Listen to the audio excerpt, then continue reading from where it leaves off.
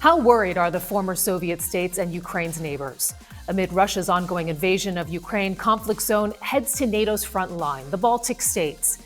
They share borders with both Russia and Belarus, and for years they have warned their allies to stop pressing the snooze button on the security threat posed by Vladimir Putin.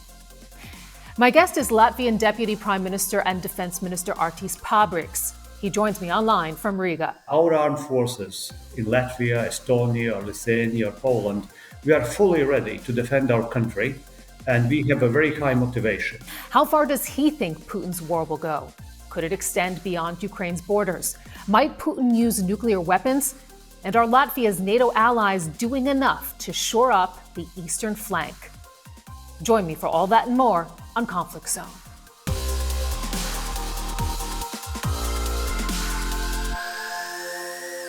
Minister Pabriks, welcome to Conflict Zone. Thank you. Ukrainian President Zelensky has said this week, if we are no more, then God forbid, Latvia, Lithuania, Estonia will be next. Are you next? Well, I believe that Ukrainians will win this war. So there will be no next, hopefully. But of course, we understand that if Ukraine falls, then the pressure on all the border countries with Russia will increase. That's kind of clear from analysis, but we are ready for this, and we very much hope that Ukrainians will withhold. I'm wondering how you think that the Ukrainians will win the war. They've called on NATO, for example, to execute a no-fly zone, and it appears that that has indeed been ruled out. And when we look at your circumstances, for example, when we just look at the map, you share a border with both Russia and Belarus. You and your allies in the Baltics are linked to NATO's main territory by a land corridor that is just 60 kilometers wide.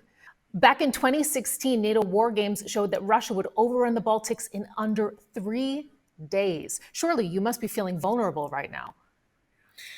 Well,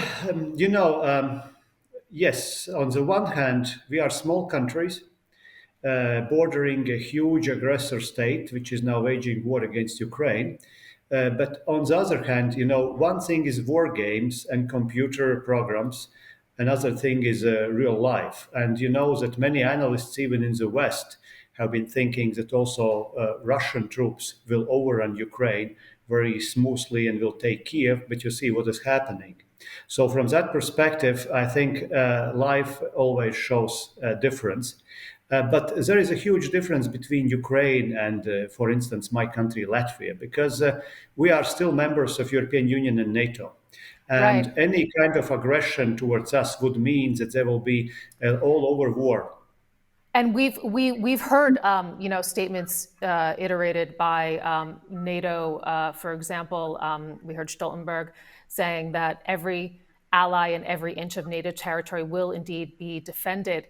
I'm just wondering how convinced you are right now that your NATO allies will indeed be able to ensure your security, even if it comes to the cost of a full-scale war with disastrous consequences, because the West has wasted no time praising itself for unity in this crisis. But are you convinced that will last in the long haul? Well, first of all, one of the reasons why Russians invaded Ukraine was that in previous conflicts, Georgian War 2008, Crimea annexation 2014, the West was not sending strong signals enough to Russia. So Russians wrongly estimated that if they invade Ukraine, the life will go on as usual. And this is what Medvedev also told in this pre-staged Security Council meeting about 10 days ago. Now, that appeared to be wrong because Putin united the West. Now, as far as our conviction about Article 5, look, we are going here double track. First of all, our armed forces in Latvia, Estonia, or Lithuania, or Poland, we are fully ready to defend our country, Right. and we have a very high motivation. Secondly, in 24th of February, when I was woken up shortly before 4 o'clock in the morning when Russian aggression started, 4 hours later, already American Airborne Battalion landed in Latvia. That's a proof Article 5 holds. And as we talk now, we have also American commander here in Latvia, which tells me the same. We are one. But Article 5 aside, let me ask you, Russia has demanded, for example, prior to this invasion, they demanded a legally binding agreement to exclude Ukraine and Georgia from NATO membership and restrict NATO exercises and deployment of various weapons in states bordering Russia, states such as your own, states such as Latvia. Before the invasion of Ukraine, some of your allies in NATO, including French President Macron, hinted at the need to acknowledge Russia's security concerns. So there's unity now, but could members make compromises if they're pushed? Well, they were mistaken then, because it's very clear that there can't be made compromises on our liberty, our freedom. And if somebody wants to make concessions or compromises, they should only speak about themselves. Now, anyway, this stuff is over. And of course, the Russian ultimatum, what they proposed to NATO in those days, was clearly only with one idea, that they understood that NATO countries like mine, we simply cannot accept such ultimatum, because that would simply mean to open borders to Russians. It would be just the same if we would ask Russians to withdraw all the troops behind the Ural Mountains. It's simply impossible. Mr. Minister, I also want to ask you about the threat of nuclear, because there's been a lot of concern over nuclear force or of a potential nuclear accident occurring. In the past days, Ukrainian officials reported a fire set off by a raging gun battle at Europe's largest nuclear power plant in southeastern Ukraine. Putin, meantime, has put Russia's nuclear arsenal on alert, as we know. Your country's foreign minister, amid all of this, called it a bluff to try and influence both Ukraine and the West. How can you be sure of that? That Putin's threat, that the use of nuclear weapons is just a bluff?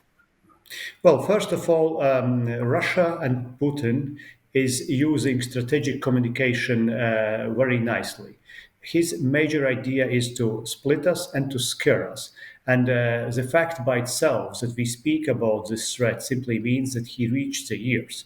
Yes, of course, he will try to threaten us. He will tell us that, look, if you will not give up this or if you will not give up that, we might use nuclear power because we are a nuclear power. But first of all, that would be a disastrous consequences for himself. And secondly, we are also, as far as intelligence, observing what they are doing. We will know if he does something. At this moment, we don't have such type of intelligence. But I'm asking you, to just look at the actions that he has taken now in the past weeks and the words that are coming out of his mouth. I mean, he has threatened, and I'm quoting here, consequences you have never faced in your history, as he put Russia's nuclear weapons on high alert. There's literally nobody between him and the nuclear button. Do you really think he's behaving like a rational actor right now? He is not behaving responsibly as a leader or a president or whoever he is of country with nuclear power should act. But still the situation even in Russia is not that, for instance, Putin is waking up in the morning and he has a bad mood, so he is just reaching his red button and pressing it. This doesn't happen even in Russia. So we very much believe that there is still a chance to talk and let's say to avoid such type of activities. And we don't have, in fact, other alternatives, because we cannot simply to give up to a bully who is telling, look, if you will not do this or that, I will press the button. I will press the button. This is not how we can act. So the only chance is simply to keep cool heads, to support Ukrainians in their freedom fight against invasion, and exaggerate with sanctions, because these economic sanctions at the end will make Russia and Russian people to reconsider. One of those initiatives that you have been trying to pursue in order to support Ukraine, your president has called on the EU to stop being a political midget, that's the words that he used, and allow Ukraine candidate status to join the bloc. Isn't it too little too late for Ukraine for that? European Union is a large but also slow organization. But I would say that Ukrainians deserved and paid by their blood already to get this accession country status.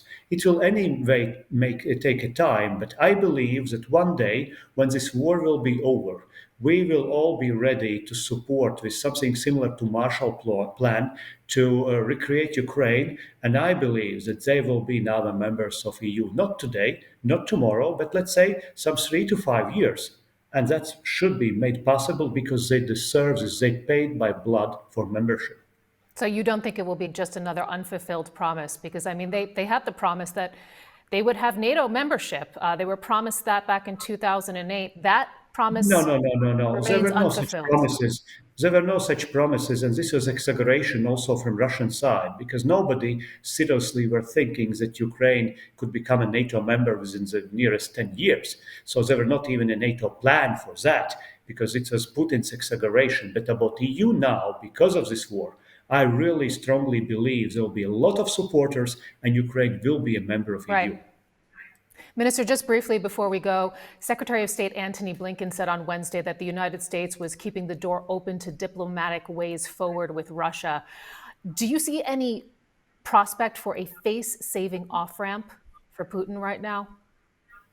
Well, not on the behalf of Ukrainians and their sacrifices. If he wants a face saving, he has to figure out how to do this. If he withdraw his troops, if he stops the war, yes, we might start to lift maybe some sanctions. But first of all, he has to do something because usually with Russians it happens that they speak one and they do something totally different. Such type of policies cannot succeed. Who could broker a deal with Russia? Excuse me? Who could broker a deal with Russia right now? Well, I think we all, if we stand together, Europeans and Americans, and actually, I'm still looking forward what will be Chinese response. Latvian Deputy Prime Minister and Defense Minister Artis Pabriks, thank you so much for joining us on Conflict Zone. Thank you, Madam, for inviting.